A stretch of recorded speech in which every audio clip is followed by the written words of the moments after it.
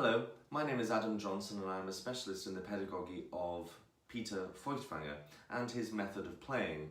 Now, time and time again, people come to see me with injury or any kind of ganglion problems or trapped nerve problems from bad technique throughout their learning. And one thing that crops up time and time again is a technique which they have been taught either to imagine they're holding a tennis ball or an apple. Now I have an apple here, a fairly small one. If I was to hold it in my hand and take the apple away, I'm already in a sort of grip or a claw which I have to tense in order to maintain before I even get to the piano. Now, if I was to put that on the piano, I'm tense before I even strike any key.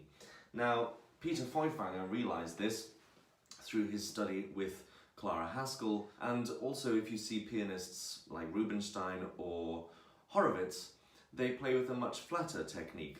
This is not necessarily a flat hand like a flat piece of paper, but a more natural, neutral way of holding your hand. If I was to rest my hand on my knee and then take a piece of music and superimpose my hand on that piece of music, you can see it's not flat, it's still fairly rounded, but not in this vice grip.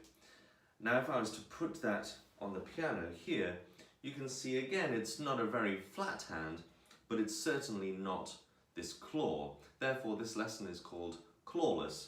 Now if you see on the wall, Michelangelo's Adam has a very similar hand position, which is resting on his knee. Now if I was to put that on the lid of the piano, it's exactly the same hand position.